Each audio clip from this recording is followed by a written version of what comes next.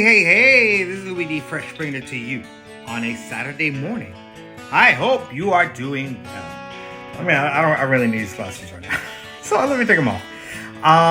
We're gonna go back. I was gonna do another thing about college, because as I said, I know I took last week, I believe, off.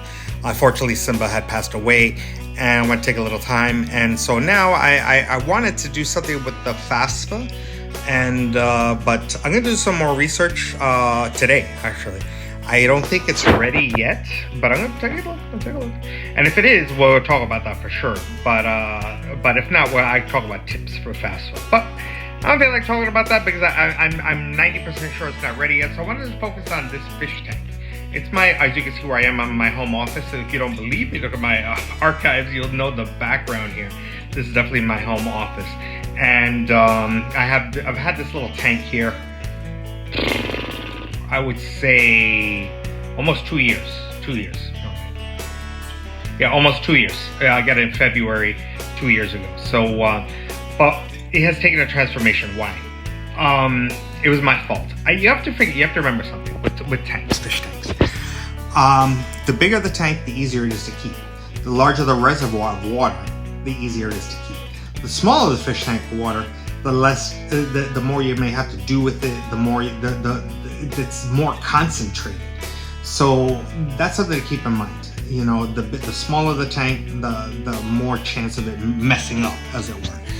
Nano tanks are a big thing. Nano, N-A-N-O, nano tanks. And that, in other words, these are tanks that are small, ergo the name nano.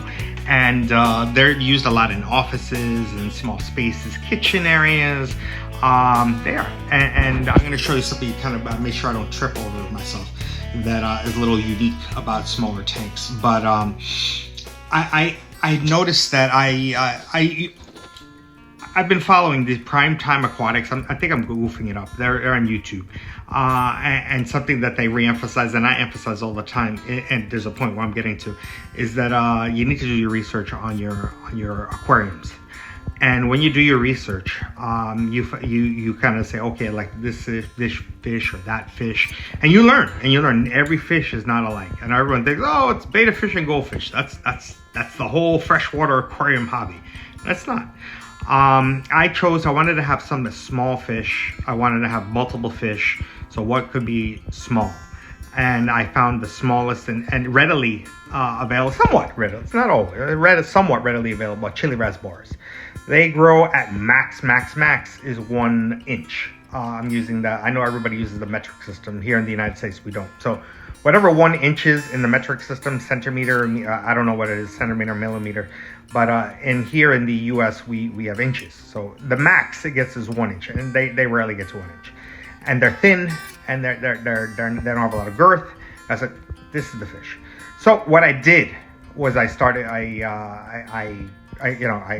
put up the tank, I set the tank up, and it said in my research, that was my point, and that's what Primetime Aquatics, I believe is called, emphasize research. They like kind of murky water, brown water. I even said it in past videos, and I did. I used to put a lot of the bacopa leaves, Indian almond leaves. I used to put in half a leaf once a month. I did half a leaf and the half a leaf meaning like the size of a hand, so half of a hand once a month. And it kind of got on. It was great, and it kept everything brown the way it wanted. And then I got to a point where I was like, oh, I can't even see in there. And I said, you know what? I'm gonna take a leap of faith. About a month and a half ago, and I took apart the entire fish tank. Took out the fish, and cleaned it out, and I started again. Don't do that. Normally, I know what I'm doing to a degree, but don't do that. But I got frustrated. And I said, this is ridiculous. I can't see the fish. So let me at least start, because I know you're like, enough of your face. This is the fish tank, right? Remember, I told you these were the LED lights. That's my little filter. But now you can actually see in there. Now the issue is, I know that doing my research, they like softer water. That's why if you look here, and I wanted to keep some of that softer water element. And I do have a Anubias nana growing on that piece of driftwood. And if you look over here, see that dark? That's another piece of driftwood right there. Now, what I did is I got rid of all the gravel that was under here, all of it. You see there's some residue and stuff here and there, but I got rid of everything that was there, but I didn't get rid of the rocks. Wow. The rocks, and same thing with the gravel. And I was the first one, if you look way back in my archives, I always did bare bottom, like that, bare bottom tanks. But as I found out that gravel, or in this case, the rocks, they definitely do hold the bacteria.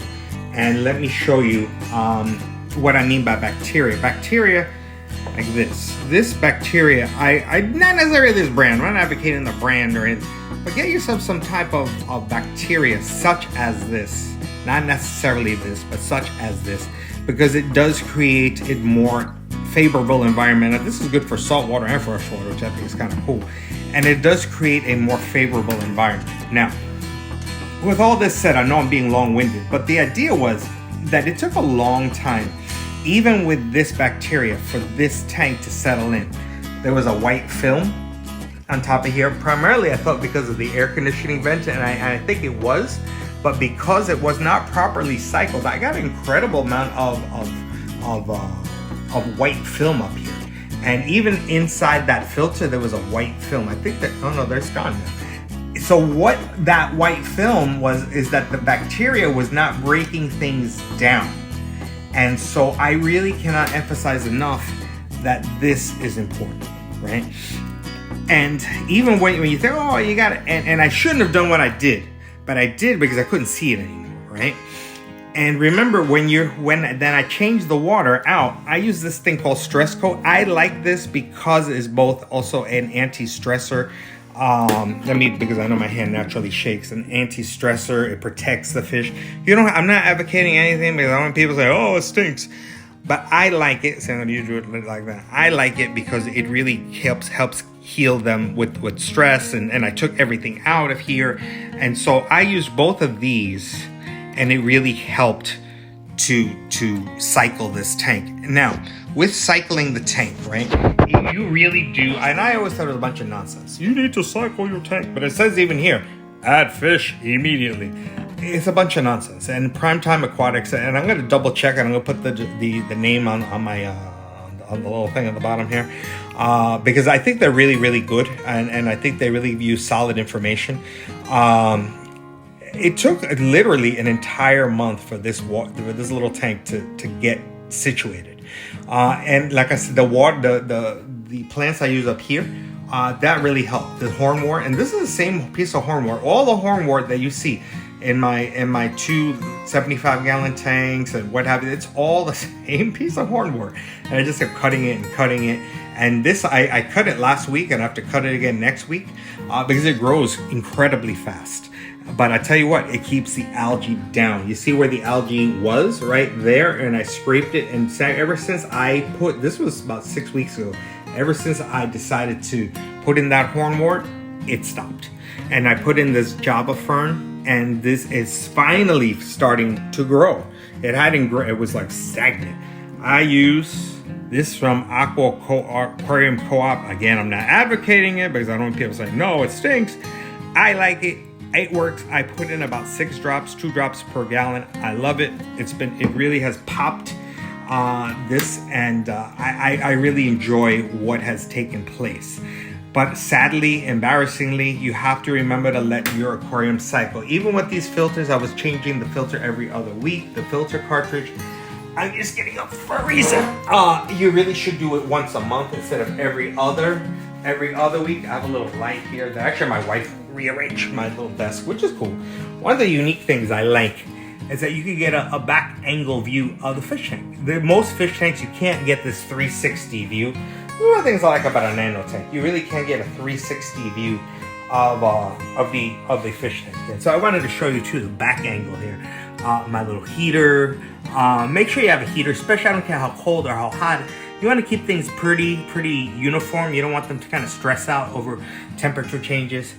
But I wanted to emphasize as I walk back to my little chair. Where's my chair? That's where I was sitting. It's my little printer, things of that nature.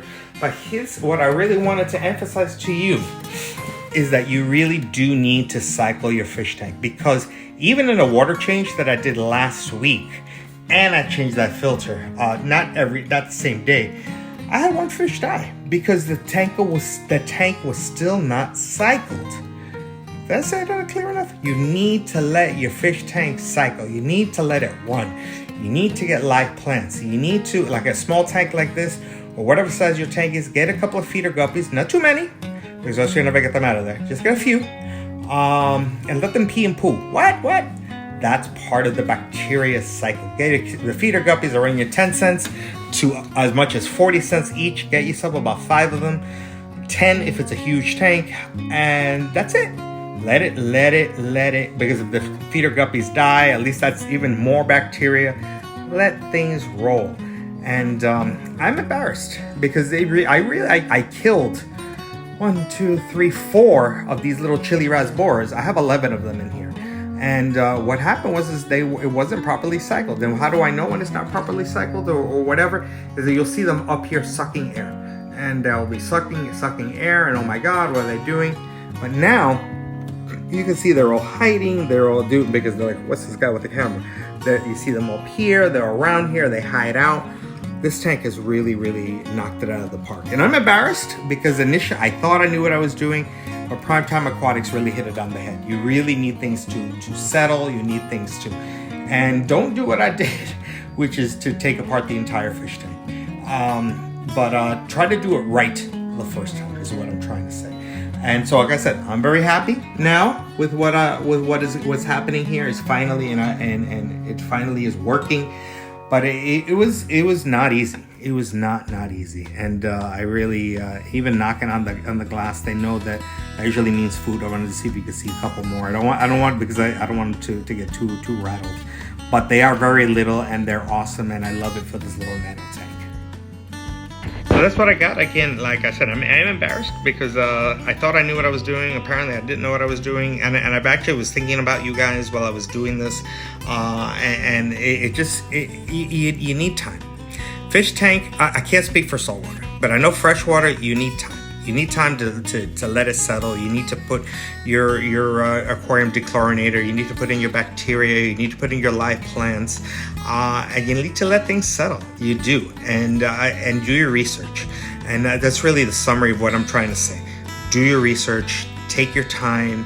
It's not a race to the finish line. And when you get new fish, if you have a separate little tank, quarantine your fish. Let all the diseases get out from the store. Or from the shipping. It really is. It's a time, be patient type of hobby. Louis D. Fresh.